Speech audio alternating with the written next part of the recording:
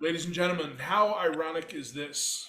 Let me speak for a moment on the number four. The number four is thought to represent stability, order, and balance.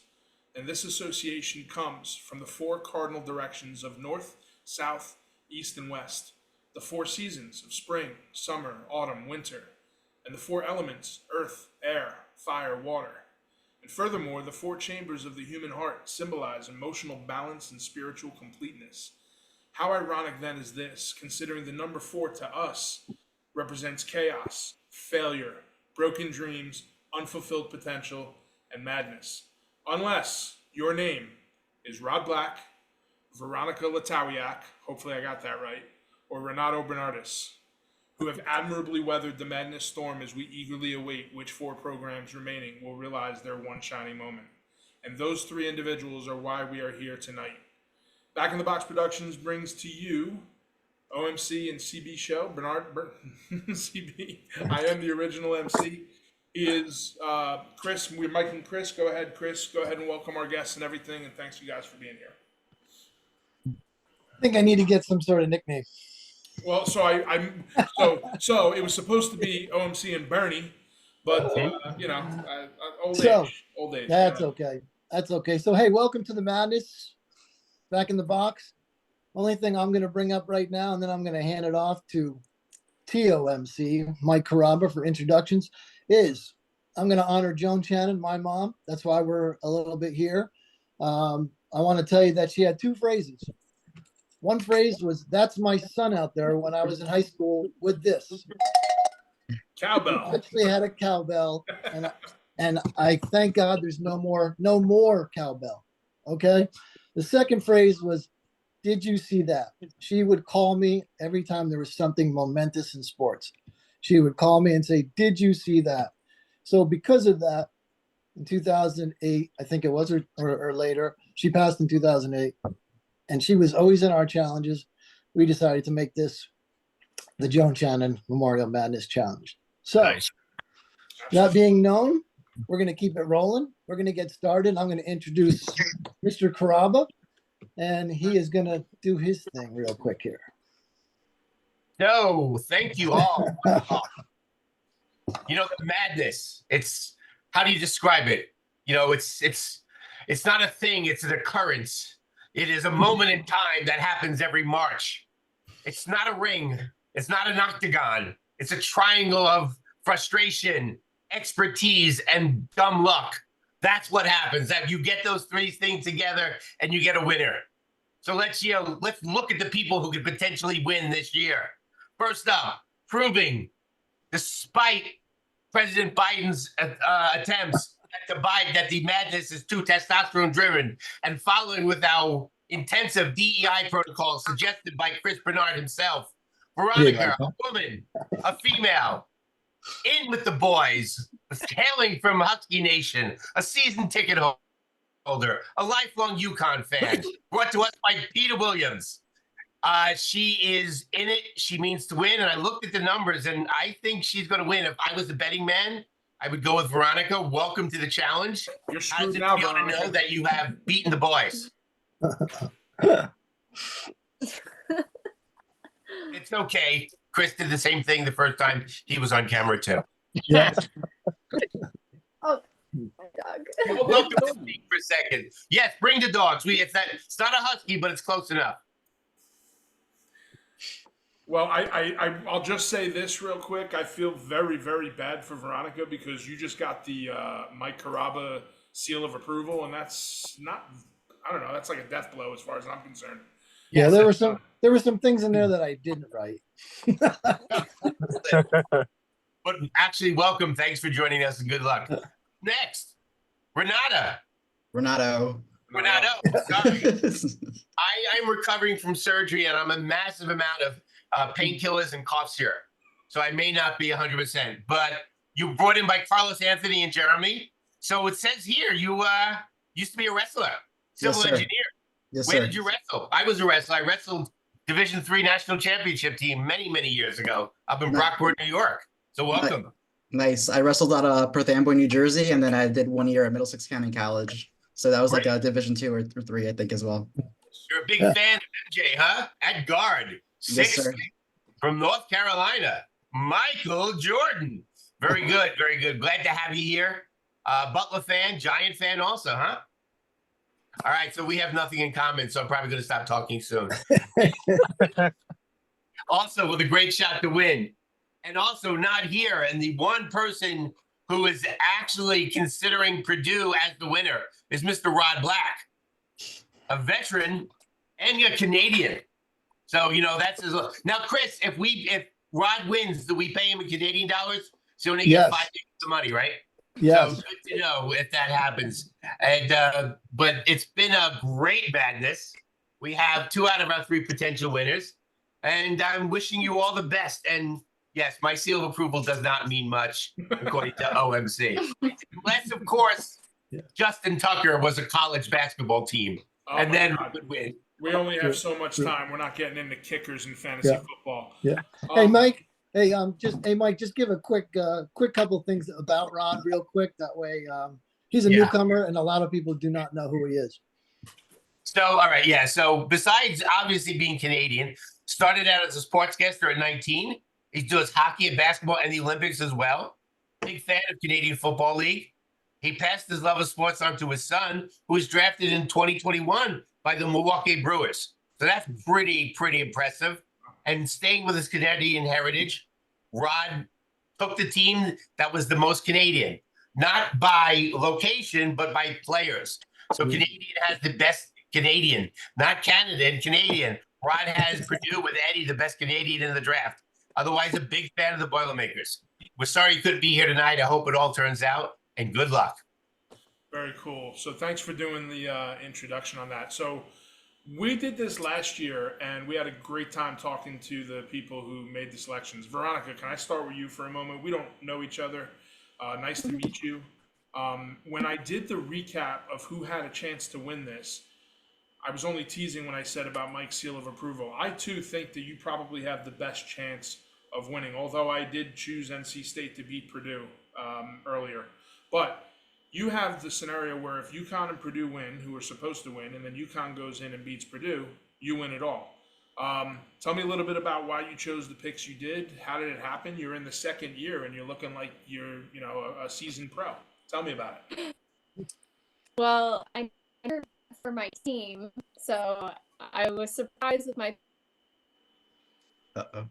Uh-oh, froze up a little bit. Still there? We may have to put a pin in that for just a second. I think we lost it. All right. That's okay. We have Veronica. Veronica, you there? She's back. Okay, go ahead. I don't know if it's Wi-Fi coming out a little bit. We can't hear. But can you hear me? You're a little mumbled. Yeah, a little bit mumbled. Go ahead, give it one more shot. If not, we'll move on to Renato and we'll see. We'll come back to you in a little bit. Because of the earthquake. All right, go ahead, Veronica. So it was basically between my 2 drafts were between UConn and Arizona, and I don't bet against my team. So Yeah. this year I choose UConn to win one of the brackets, which I did. And then it was going to be all number 1 seed in the Final Four. Okay. That's All right. So let me say this. So basically, if you couldn't hear, believe her teams, correct me if I'm wrong, UConn and Arizona, and you don't select against your teams, right? So, but let me tell you something. I'm on record as saying that I chose Auburn to win this year because I really thought UConn was going to win, but I didn't have enough faith in myself to be able to best all of the other people who chose UConn. And yet you may do it. A whole bunch of other people selected UConn, and you may be the one. If they win the national championship versus Purdue, you may be the one that rises above them all, which is extremely, extremely impressive. So congratulations on that. We'll come back to you in a minute and see if the audio is a little better. Renato. Yes. Renato. So I pointed you out a couple days ago because I was super, super impressed about NC State, a number 11 seed in your Final Four. The only one of the contenders who came even close. So first off, I need to know, tell me about that. Where'd that come from? Basically, I thought it was going to be mostly chalk with this tournament run. So I knew, and then just looking at UConn, I'm not sure how anyone not doesn't pick them to win. Like before, like even watching them during the regular season, they're the most impressive team. I think their bench could probably win the national title at this point. They're deep. They're deeper than anybody. They're hitting on all cylinders, and they're just dominating through the regular season. Yeah. And then like you follow that up with what they did last year in the tournament, where they were winning their games by 20, 30 points. The national championship wasn't even a game. So I just didn't see how anyone beats UConn. So I'm going into that mentality, going to my brackets like, okay, so UConn's the champ, and most likely there's going to be a million brackets of UConn. And I need something to change that. I'm not going to go against UConn because I know they're going to win. So there has to be like some kind of dark horse pick that I have to make to actually win the tournament. So I'm watching the ACC championship. I go to get a haircut like the week before the tournament. And the guy who cuts my hair is basically telling me his wife went to NC State, big NC State fan. He's like, "Did you see what NC State's doing?" I'm like, "I really wasn't paying attention, but now I am." So I watched the whole ACC tournament, and I just see the ghost of like Jimmy V out there, you know. And it's like it just feels like it's like that was that kind of magical run. They were doing everything perfect. They were playing defense well. They're playing offensive sets well. They're hitting big shots. They have the guard play. They have the big man. It's like, and then you look at their bracket. Their bracket was super weak. Their side of the bracket, like there was no good, like there's no quality team out of that bracket. Houston always screws up when it comes down to it. So I knew Houston was going to make it. Marquette under Shaka Smart. Shaka Smart has not been good outside of that VCU run. Shaka Smart will always lose at some point. So like you start looking at all that, and then I figure, you know what? Let me just run Marquette. I mean, or NC State through Marquette, through all those other teams, and then I get to the Final Four, and then we'll talk about those Final Four picks later, I guess. But Yeah. that's just my reasoning and rationale, and that they're just solid. They were just a very solid team. They impressed me, and I thought they could make it. I tell you what, you don't get any better analysis than that, in my opinion. I love it. That was fantastic. We also have your barber to thank for turning you on to that team. Yeah, yeah. Wow. Yeah, man, he listen, he made me feel very bad about the fact that I didn't think about all that. yeah. I feel horrible about my entire bracket now. Momentum's a big part of it, and I am on record saying now this will sort of segue. Obviously, Rob Black's not here to speak with us at the moment, so I want to segue real quick to the NC State Purdue game, because Renato in advance of this actually sent us a couple of links. We may only go with one just because of the timing and the logistics of it, but I'm going to play one for you. I'm going to share my screen. And it has nothing to do with NC State other than they are playing Purdue. I sense this might be an anti-Purdue thing. So I'm going to run the video real quick. So just hang with me for 1 second. Let me start this. Hopefully you picked a good one. I'm going to pick the first one well, we'll see. Hold on 1 second. Stand by 1 second, guys. Or you could just turn on the volume and play it on their share screen, and then I can just talk over it, and I can just give you my rationale for why I think NC State's going to beat Purdue. Well, here, I think I was testing this before, and I think I can do it. Hold on 1 second. And then, there we go. So you guys can see that now, right? Yep. All right, I'll turn the volume off. Go ahead, Renato. Tell me. Okay, so basically, when I look at NC State, I just see a better. My alma mater's Rutgers, by the way, guys. So I just see a better Rutgers team out there. Essentially, they play the same way NC State plays. They have strong guards. They have good defense, and they have a big man that can actually keep up with Edie. If you look at the past few years, Rutgers has basically owned the state of Indiana, including the Hoosiers and mostly Purdue. They've beaten them when they were number one almost 2 years in a row. Sorry, give me 1 second. Sure. Go ahead. I think you're getting some lag on there. Yeah, I want to try to eliminate the lag, and there was one thing that I needed to. So that hopefully is better. Go ahead. So basically, NC State is built the same way. I think the Burns Edie matchup is going to be very interesting to watch. We also have the Gillis Diarra matchup, which is also going to be very interesting to watch. The thing that beats Purdue is not so much Edie. Yeah, that was great. This is the first time around, and if you show the second video, you can go over to the second video, you'll see it, they did it again. So basically, they did it once at home, and then they also did it once on the road against Purdue the following year. So both times Purdue's number one, both times they go down to Rutgers. Yeah, man. The thing that I'm sorry, let me just finish real quick. The thing that beats Purdue is shutting down their guards. You shut down Braden Smith, you shut down Fletcher Lawyer, you shut down Mason Gillis, and then all they have is Edie. And like the big thing about Purdue this year, which is why I was kind of I kind of felt strongly about them at least making the Final Four, is that they actually purged those demons with Rutgers this year. They beat Rutgers easily. They beat all those situations where even though they were a good team the past few years, they still kind of fell apart. So I'm still a little bit nervous that maybe they might not pull it off.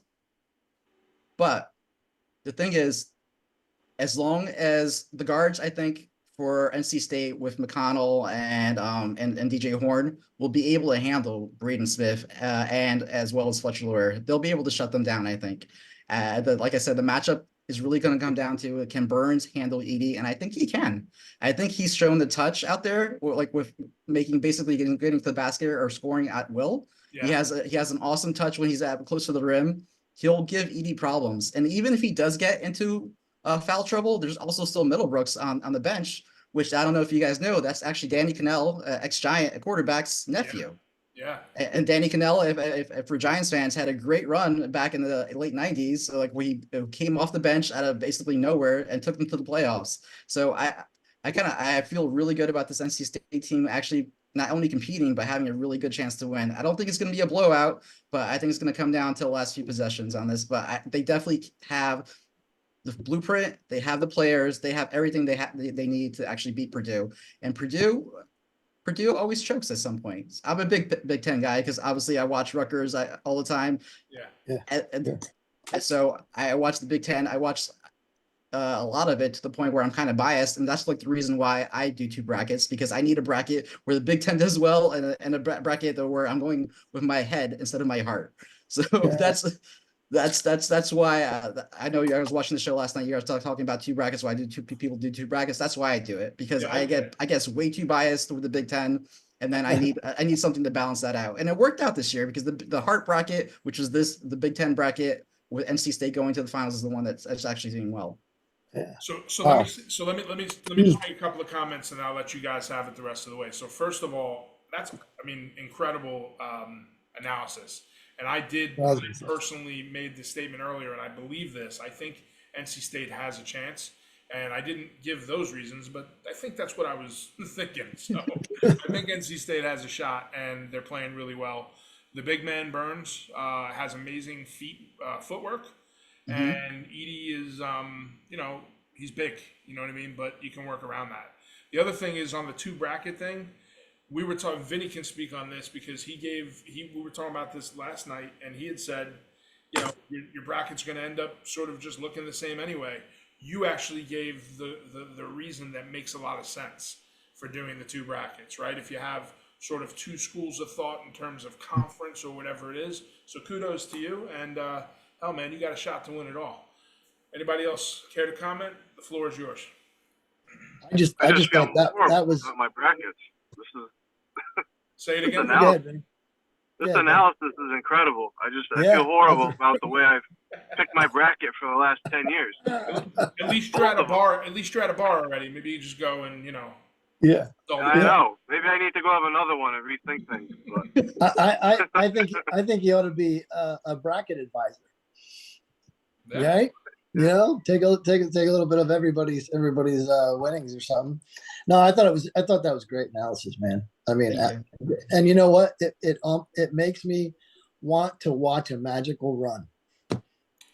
I mean, that's what this is all about, right? I mean, as much as I love Hurley and I love to see UConn become like a little bit of a little dynasty, boy, there's something right in you that wants to see a nice deep run and to do it. That would be amazing. We love the Cinderellas, right? Yeah. I mean, I think we can all agree. We like the story. Yeah. Wouldn't it be amazing? Wouldn't it be amazing to see?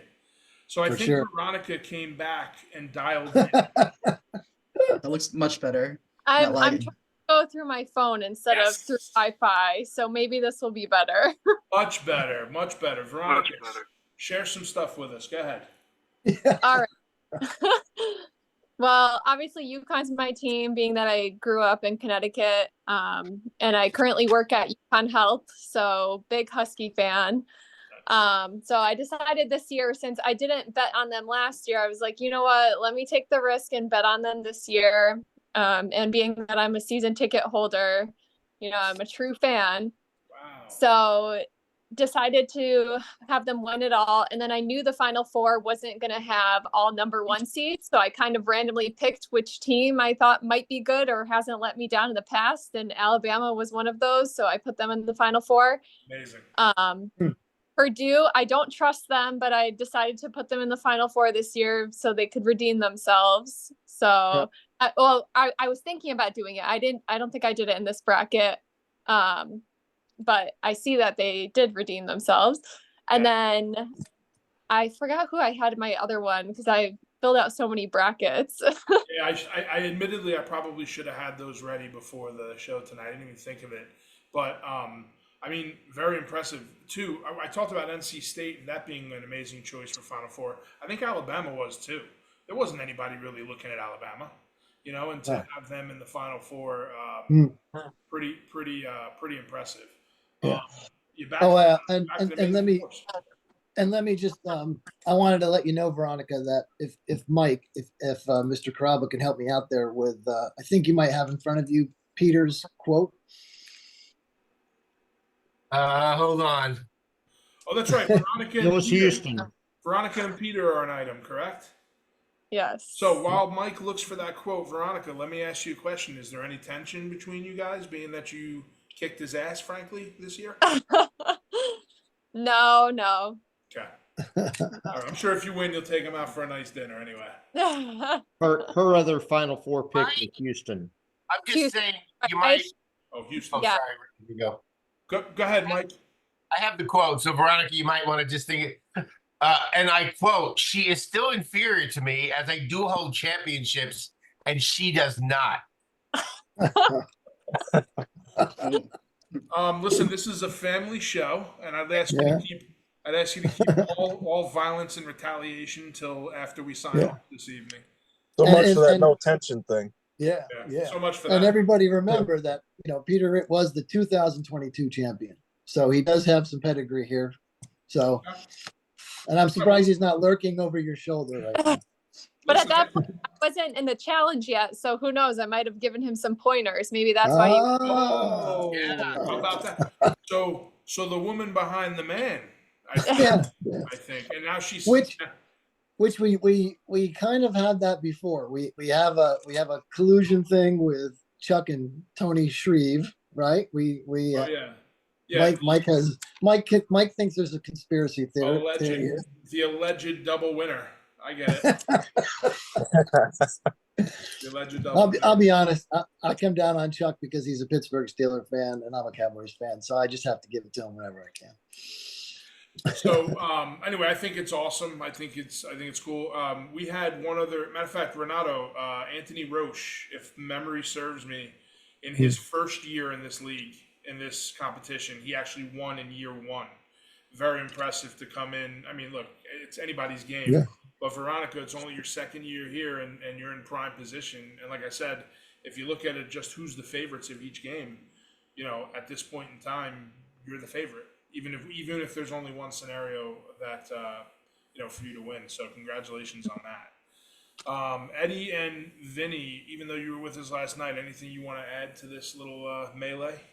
Just a couple of things. First of all, Veronica did very well last year, I remember.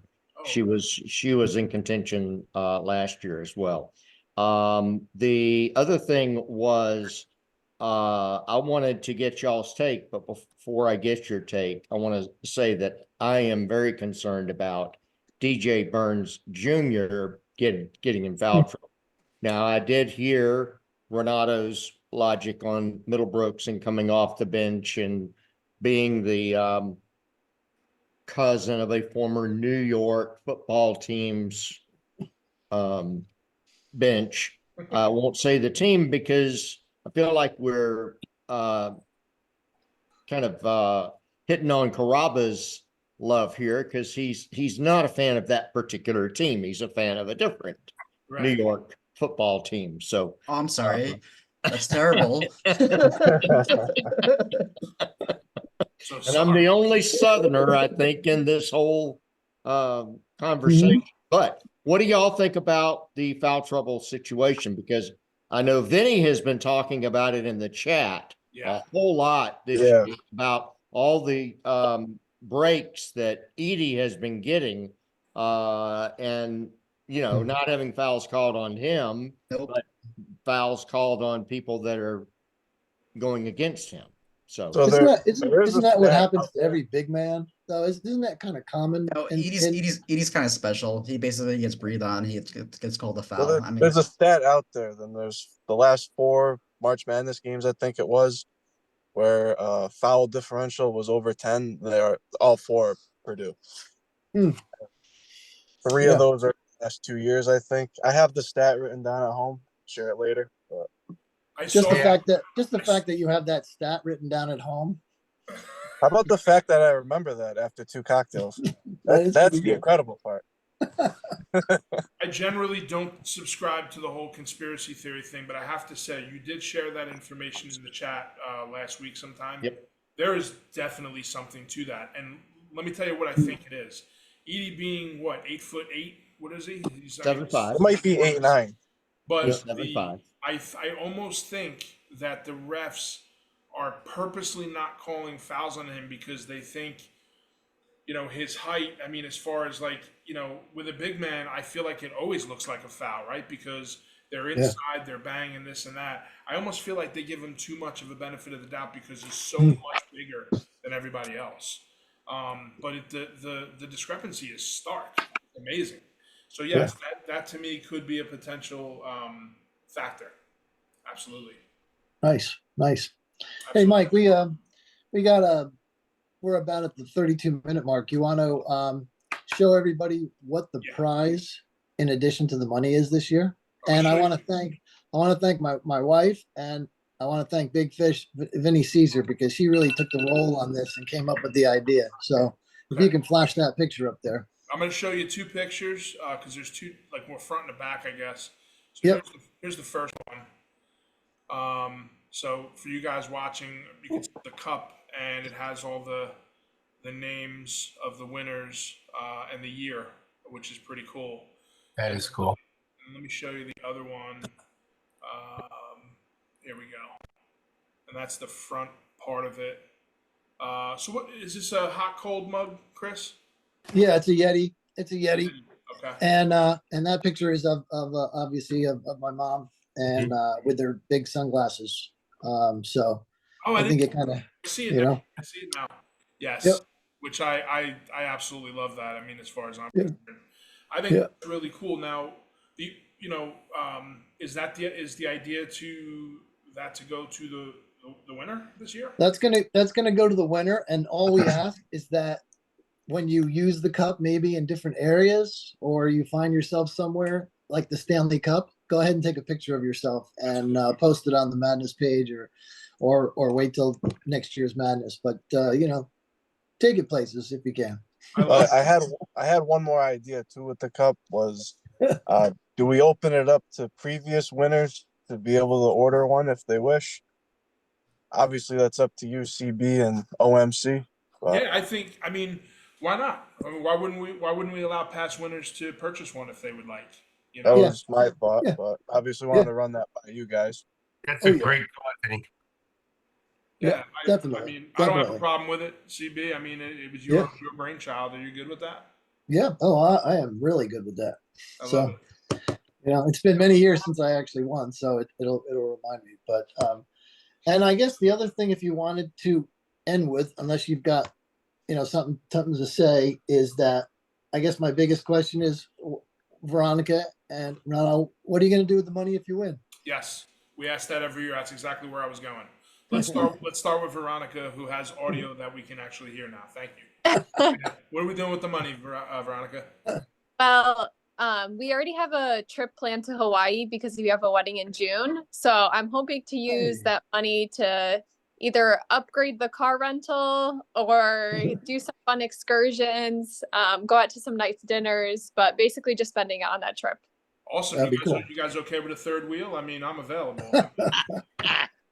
I don't know if my girlfriend will be too happy about that. You're still going after that quote. No. Yeah, that's true. That's true. Renato, how about you, sir? I'm just gonna throw an index fund, VOO, and just let it make more money. There we go. There we Can go. I also add, go and look at some of the videos of Rod Black on YouTube. He's a fantastic sports reporter. If you haven't checked out some of his the videos of some of the things that he's broadcast in the past, Yeah. he is a very good sportscaster. Admittedly, I did not know who he was prior to CB calling him, letting me know. I actually did. I went back and watched some video myself, and I echo Eddie's comment. Go ahead and check it out. He's real good, and he's, frankly, I wish he was here, obviously, but some other time. It's a credit to the challenge that he's a part of it. So, on that, we're at the 2-minute warning here, so we're gonna have to wrap it up. I just want to say thank you to all of you. I mean, Chris and I love doing this, and even though normally it's a little smoother at the beginning, but I'm so glad you guys are here. Other MC, it's great to see you healing up real nice. Eddie and Vinny, 2 nights in a row. What more can I ask for? Unprecedented. And of The course, pleasure as always. and of course, Renato and Veronica, thank you so much for taking some time to join us. Renato, amazing analysis. Veronica, showing up your man. I love it. That's fantastic. And I wish you both luck. I wish Rod Black a lot of luck as well. It's going to be a fantastic weekend. I am excited. Anybody else have any final words? And then we'll sign off for tonight. Well, thanks for having me, guys. I appreciate it, and I hope NC State wins. Veronica doesn't. Veronica. Yeah, I'm just gonna say go Huskies. Huskies, awesome. All right, CB, anything else? No, man, I think that's it. When you mentioned going with them, I have to go back and think about the Chinese buffet that I ate with you one time at a restaurant, and it's a tough task. Whatever. Keep up. All right, we can bash OMC another time. We're down to less than 60 seconds. Enjoy the basketball this weekend. I will get this up on YouTube shortly and share it with everybody. Thank you so much for joining us. Back in the Box Productions. Thrilled to be back in the box, and we will see you soon. Good night, guys. Fuck everyone. Bye, Caraba.